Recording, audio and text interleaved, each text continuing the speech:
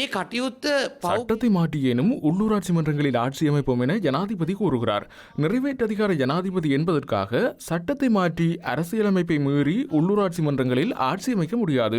எதிர்க்கட்சிகள் அனைத்தையும் ஒன்றிணைத்து உள்ளூராட்சி மன்றங்களில் ஆட்சி அமைப்பதற்கு சஜித் பிரேமதாஸ் தலைமையில் ஜனநாயக ரீதியிலான பேச்சுவார்த்தைகளை முன்னெடுத்து வருகின்றோம்.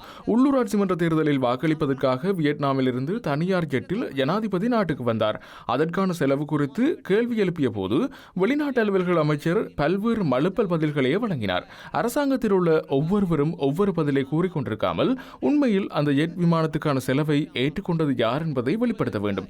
இது ஒரு புறம் இருக்க, மறுபுறம் அத்தியாவசிய உணவுப் பொருட்களின் விலைகள் சடுதியாக அதிகரிக்கப்பட்டு வருகின்றன. இன்று உப்பை கூட இறக்குமதி செய்ய வேண்டிய நிலைமை ஏற்பட்டுள்ளது. உப்பு இறக்குமதியின் பின்னணியில் மாபியாக்கள் இருப்பதாக சந்தேகிக்கின்றோம்.